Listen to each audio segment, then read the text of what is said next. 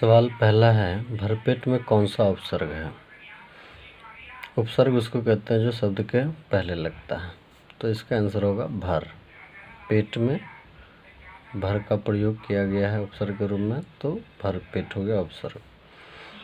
पुरातन में कौन सा उपसर्ग है, तो पुरातन, इसमें डी ऑप्शन है, इसका आंसर है पूरा, पूरा उपसर्ग लगा है। तीसरा है, चचेरा में कौन सा प्रत्यय है। चचेरा प्रत्यय उसको कहते हैं जो शब्द के बाद में लगता है, तो इसका आंसर होगा एरा प्रत्यय।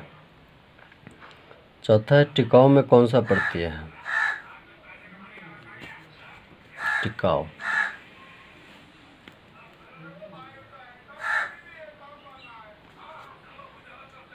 टिकाऊ में कौन सा प्रत्यय है, तो इसका आंसर है आओ, आओ प्रत्यय लगा हुआ है। पांचवा सवाल है, आचार्य रामचंद्र शुक्ल ने निबंधकार के रूप में किन्हें अंग्रेजी साहित्य के एडिशन और स्टील की श्रेणी में रखा, तो बाल कृष्ण भट्ट, ऑप्शन सी है बाल कृष्ण भट्ट, जिन्हें आचार्य रामचंद्र शुक्ल ने जो है निबंधकार के रूप में अंग्रेजी साहित्य का एडिशन बताया और स्टील बताया, उसके श्रेणी में रखा।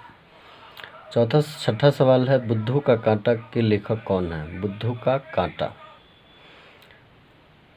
तो इसका आंसर है चंद्रधर शर्मा गुलेरी, चंद्रधर शर्मा गुलेरी। अगला सवाल है,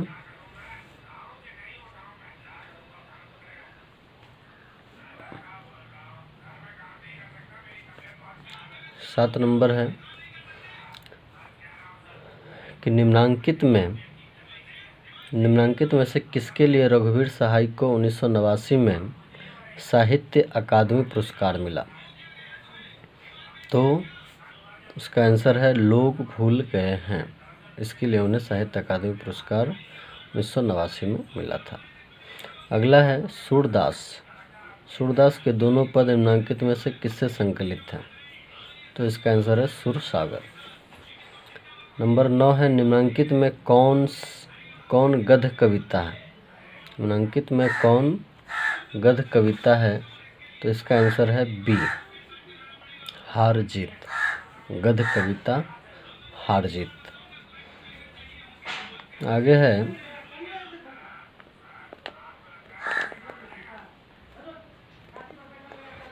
उर्वशी के लेखक कौन हैं।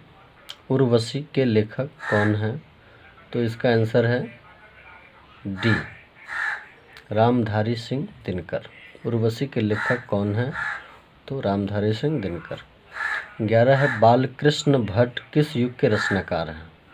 बालकृष्ण भट्ट किस युग के रचनाकार हैं, तो भारतेंदु युग के, भारतेंदु युग के रचनाकार हैं। 12 है, जागिए ब्रजराज कुंवर, यहाँ ब्रजराज कुंवर संबोधन किसके लिए आया है।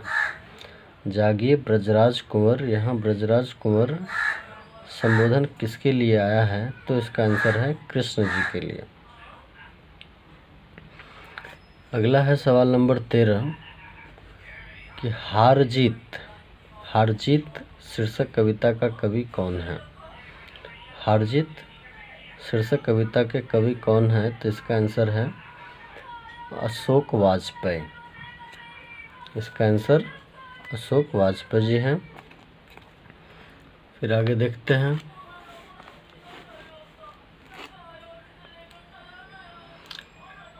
चौदह नंबर, बातचीत के लेखक कौन है, तो बालकृष्ण भट्ट। बातचीत के लेखक कौन है, बालकृष्ण भट्ट। मिट्टी की ओर के लेखक कौन है। मिट्टी के ओर के लेखक कौन है, तो इसका आंसर है रामधारी सिंह दिनकर। जीने की इच्छा को कहते हैं, जीने की इच्छा को कहते हैं जिजीविषा, ये एक अनेक शब्दों के एक शब्द है, जीने की इच्छा को कहते हैं जिजीविषा। 17 है, व्युत्पत्ति का संधि विच्छेद करें।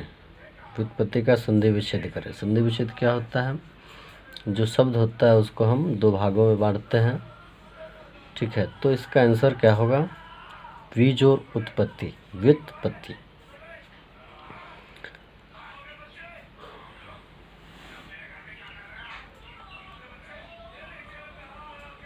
18 है, व्यग्र का पर्यायवाची क्या होगा? व्यग्र, व्यग्र का पर्यायवाची क्या होगा?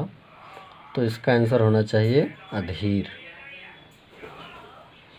अपहरण में कौन सा उपसर्ग हुआ है? अपहरण में कौन सा उपसर्ग है? तो इसका आंसर क्या होगा?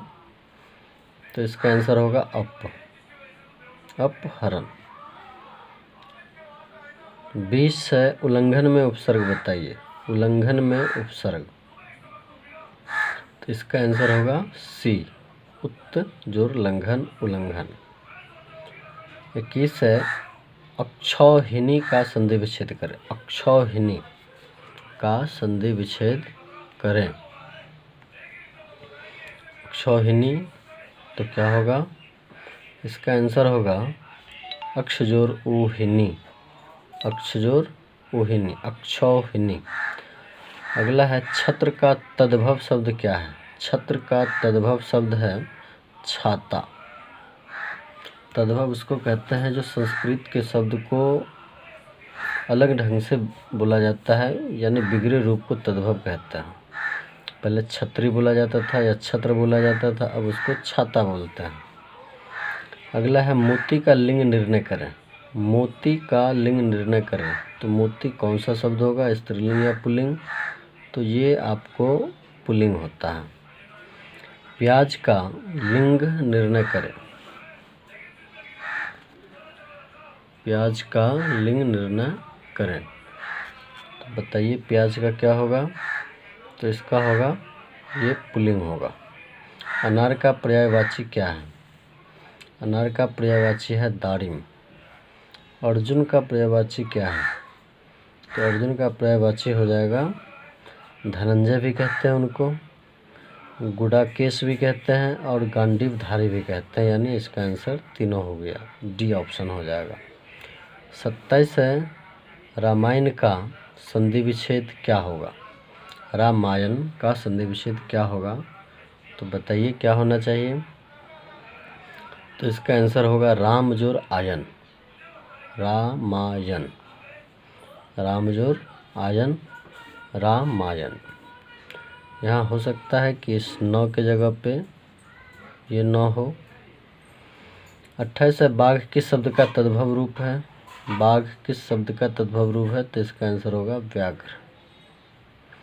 29 है, उन्मेष शब्द के उन्मेष शब्द में किस उपसर्ग का प्रयोग हुआ है? उन्मेष शब्द में किस उपसर्ग का प्रयोग हुआ है? तो इसका आंसर है उद, उद, उन्मेष, उद शब्द का। उज्ज्वल में उपसर्ग बताइए। उज्ज्वल में उपसर्ग बताना है, तो इसका आंसर होगा उत्त। ठीक है। अकाल का पर्यायवाची क्या है? तो अकाल का पर्यायवाची क्या हो जाएगा? दुर्भिक्ष। अकाल का पर्यायवाची हो जाएगा दुर्भिक्ष। पर्यायवाची उसको कहते हैं जो एक ही शब्द के अनेक अर्थ मिलते हैं। बस आज के लिए इतना है।